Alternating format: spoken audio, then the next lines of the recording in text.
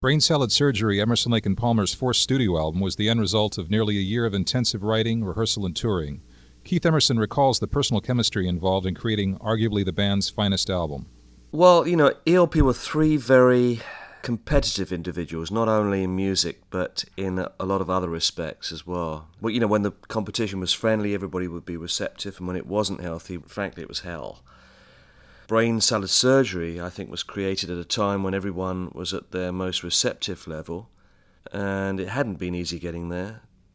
No ELP album was ever easy in the making. Brain Salad Surgery was the last real ELP album to be made before I embarked upon an orchestral crusade, if you could call it that. Greg Lake also notes that the album was essentially the end of a very special phase in ELP's career.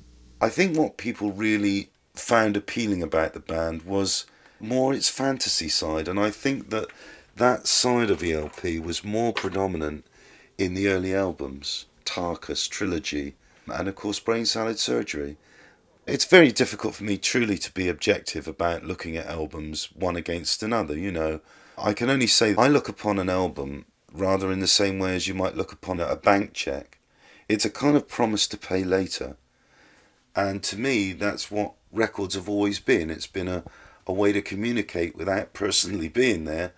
And I think Brain Salad Surgery was one among two or three albums that I really think were equally as special as one another in that sort of sense of having some unique music and some interesting and groundbreaking production. And things were going very fast at that point in time.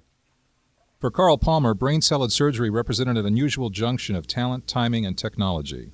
It was just that moment in time, I think everything was going for us. I think there was an awful lot of technology at the time. I think the polyphonic Moog was around about that time. I think we'd started using quadraphonic round about then, for the live concerts.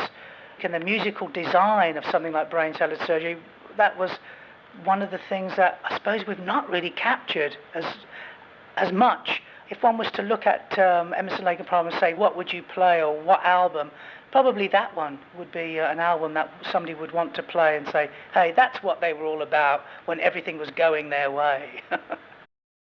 As the album's producer, Greg Lake offers a unique perspective on the sessions for the album. It's an unusual position from which to produce, because being inside the band itself, it's very difficult to be creative and judicial at the same time.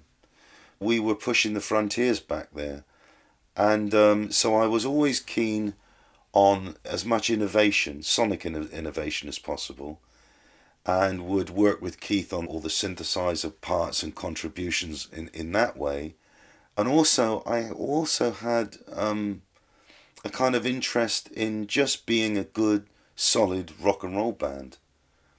And so I think my struggle really was to try and blend those two elements together in a band where all three members, quite honestly, are quite headstrong people. Keith's massive original Moog console was given a dazzling workout on Takata, the band's aggressive adaptation of Argentinian composer Alberto Ginastera's first piano concerto. The piece had long fascinated Emerson, who recalls the first pianist he'd heard perform the challenging composition. João Carlos Martins, I think, was the pianist.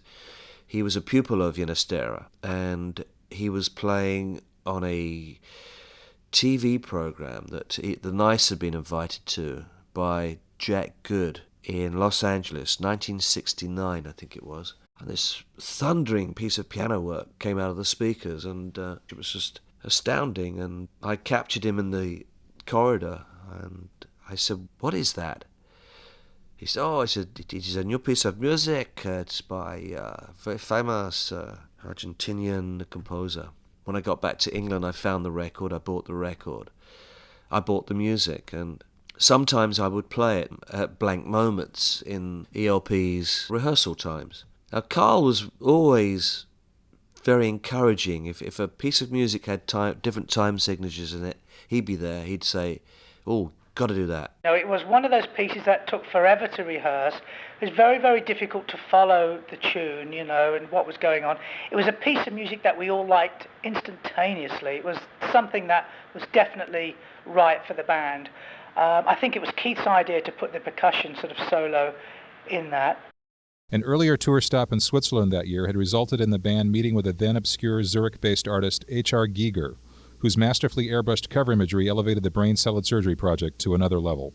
I think we got introduced to Geiger through a chap called Peter Zumsteak in Switzerland, who used to run an agency called Good News. And Peter mentioned to us that there was this artist who we could go along and see. We'd heard vaguely about him, you know. I didn't know too much about him. I think Keith knew more about Geiger. He had a very small house, but the moment you walked in, I don't know, my only impression was a bit like having seen a Popeye cartoon, when he goes into Bluto's tent and he sort of looks inside and there's this huge, voluminous place and he looks outside and it's just a tent. That was Giger's house, you know, and it was wall-to-wall artwork. The toilet was scary because all these hands were coming out and you had to sit on these hands while you're doing a shit, you know. Well, we had the working title of Whip Some Skull on You at the time. Now, don't ask me why it was called Whip Some Skull on You. Well, you can. It was pretty crass, actually. A lot was going down, you know. I'm looking at Giger's paintings, and I see this skull. I think that's it. And the next day, I get with Greg and Carl, so you've got to see this artist. He's really incredible. It really goes with what we're doing at the moment. The guy was out there. He showed us a couple of ideas, and we thought, oh yes, you know, this is our man. It's a pity he doesn't play an instrument. He could be in the band. And we walk along, and they see the skull, and I said, well, there you go. We said, well, great, Giger, if you can separate that one bit out. We've got the front album cover there, and Greg liked the one of the woman with her eyes closed and the slinky kind of metallic hair hanging down, which turned out to be Giger's wife. What Giger was really proud about, though, was the penis sticking up in front of the lips. We kind of liked that as well. We thought, yeah, okay, that's very rock and roll. We had all these complaints coming back, and they weren't going to release it like that. It was obscene. It was pornographic. Well, I mean, all the band, we stuck up for it, as you say. We stuck up for the penis.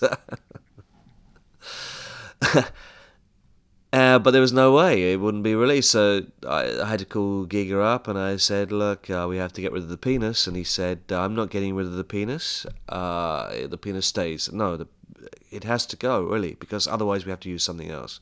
Eventually what we had done was an artist to, with an airbrush, gently turn it into a shaft of light. Greg Lake's balladry, as exemplified by Lucky Man and From the Beginning on earlier albums, was a key element to the band's enduring public appeal. These songs were the balancing factors that made the thing sit comfortably as an entire album. In the case of Still You Turn Me On, it was really a love song, a kind of love song that brings more of the passion of the music and the feeling of gentleness and tenderness, which a lot of ELP's music does not have. You know, it's extremely aggressive and very metal and very masculine, but not very tender, a lot of it. The epic three-part Karn Evil 9 was the centerpiece of Brain Salad Surgery and represents the most extended and complex piece of music in ELP's career. The first impression of Karn Evil 9 started out as another attempt at using group counterpoint. All of the music of Karn Evil 9 was so intricate that we really had to be very close together to relay ideas. When I wrote a lot of Karn Evil 9, Greg was standing over me over the keyboard and Carl was right behind me on the drums. So I was literally able to say to Greg, okay, we do a G there, you go to this point there. So it was very intimate, the way that we worked. Early in the album's development, Peter Sinfield, a friend and collaborator from Greg Lake's days in King Crimson, was brought into the ELP fold to add his unique lyrical touch to several songs, including Karn Evil 9. Because it's a play on words, Karn Evil. It was actually Carnival, because there was all these bits of music and I couldn't think how to tie them all together. And then it had this sort of carny feel about it, sort of freak feel. And so I saw it as a carnival and I just changed it for the hell of it to Karn Evil. The 9 is because 9 is this odd magical number. Karn Evil 4 somehow it doesn't sit, or Karn Evil 18. I mean, 9 was, it just went with the sort of poetic noise. Pete and I used to work on the sort of basis where we would drift in and out of reality. You know, we'd drift into a sort of, some of the lyrics would be surreal. And then the next day, it would be maybe that we'd just feel that something needed to be said. For instance, like the way that the media makes money from photographing people suffering. You know, that is just a strange reality of the way human beings are.